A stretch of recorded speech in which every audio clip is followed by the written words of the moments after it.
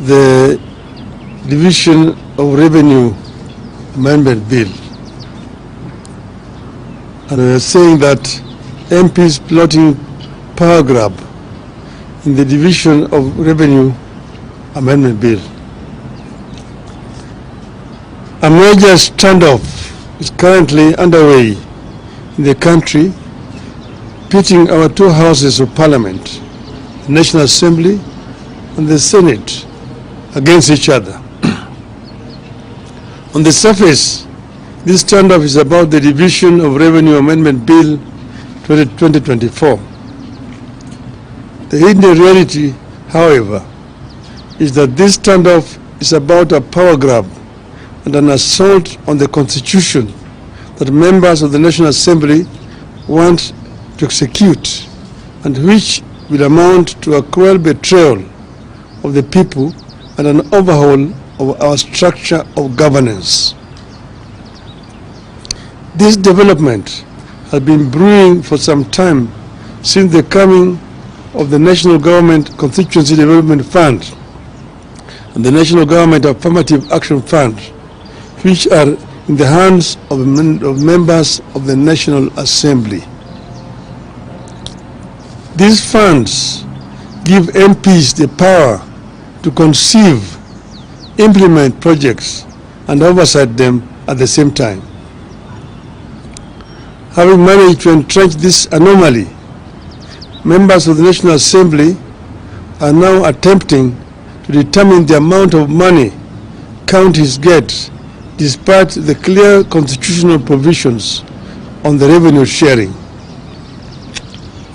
The members of the National Assembly are also scheming to dip their fingers into more executive projects like road maintenance levy fund at the national constituency level, in addition to the National Government Constituency Development Fund and the National Government Affirmative Action Fund. The Constitution assigns 3 roles to members of Parliament, and this is universal. 1, representation; 2, legislation; and 3, oversight. I repeat, representation, legislation, and oversight, period. Execution or implementation of programs has never been and can never be the job of members of Parliament without creating a serious accountability crisis in our governance system to the detriment of us all. Parliament makes laws and ensures that the laws are implemented and followed. It is against this backdrop that I find the ongoing standoff between our two houses of Parliament over division of revenue extremely scary, unhelpful, and unnecessary. The Constitution we promulgated in 2010 guides the way the government and our country works. It divides the government into 3 parts, each with the power to keep the other parts under control. It further creates 2 levels of government: the national government and 47 county governments. The 3 parts you know: the executive, the legislature, and the judiciary. The 2 levels of government work in close consultation as espoused in Article 6, subsection 2 of the Constitution, which states, and I quote, "The governments at the national and county levels are distinct and interdependent and shall conduct their mutual relations on the basis of consultation and cooperation," unquote.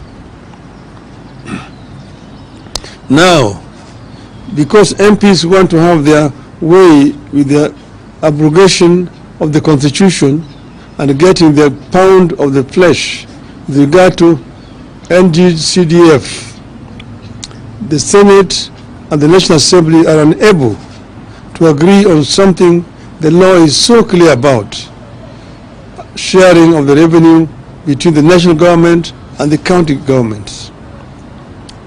Apparently, the National Assembly is in support of provisions that will lower the amount of money shareable to counties against the provision of the laws of the land and the tradition established since the coming of the devolved units.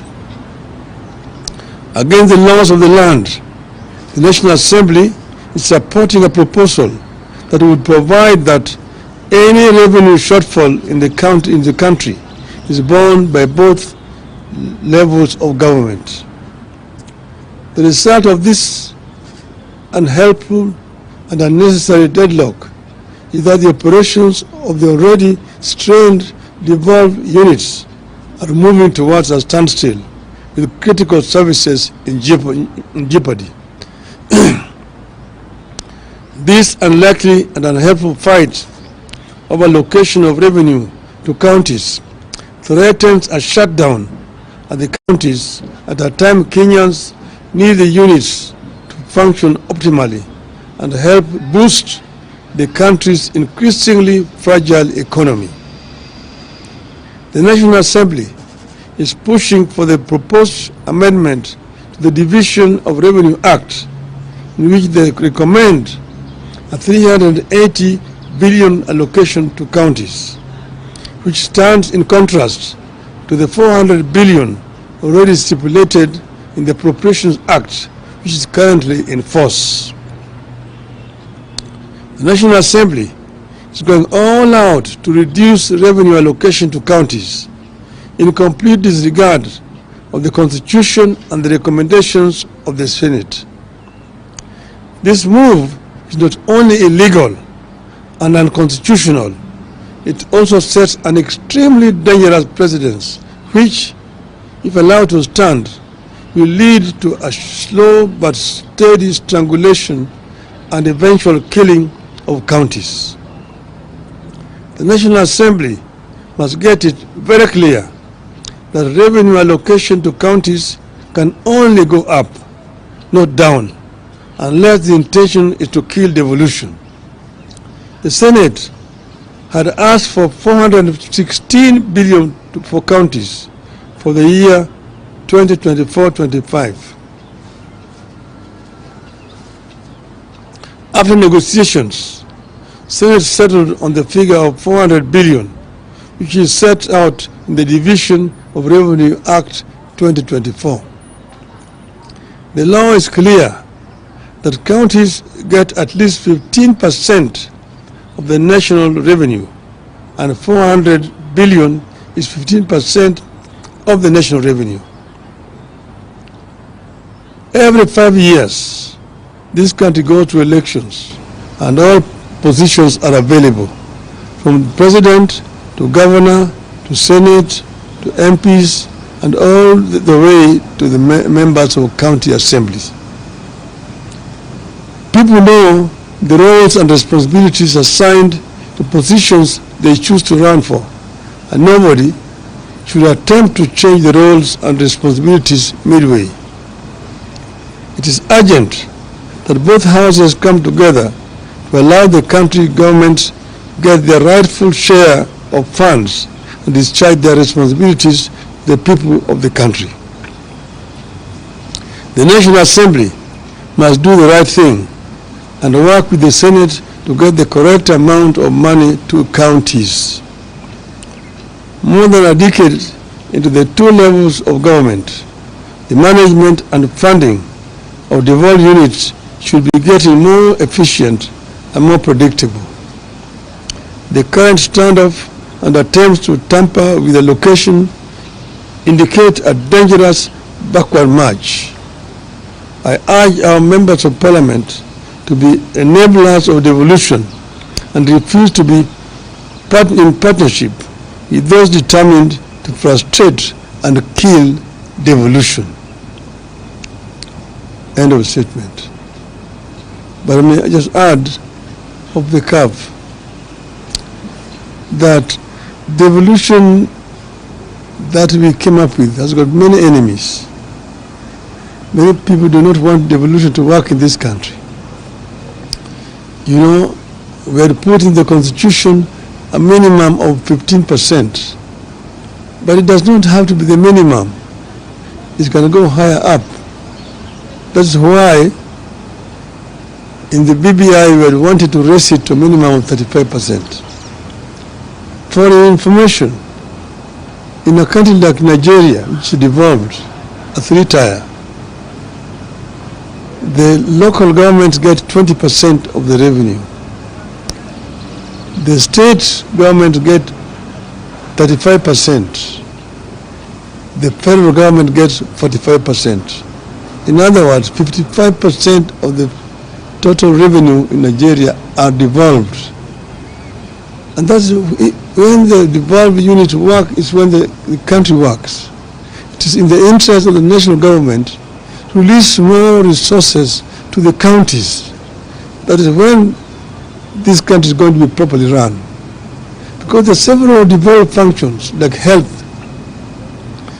like agriculture, and part of infrastructure, which is not working properly because resources are not going down to the counties. A big chunk of the money going to counties today is purely for recurrent expenditure, paying salaries to the staff. Very little money is remaining for the governors to do development work.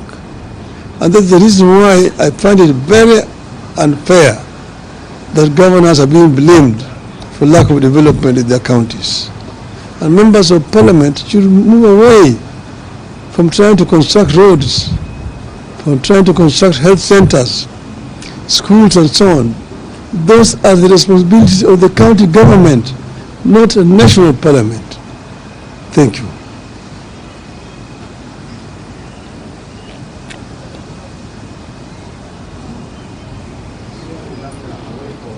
No, only this subject.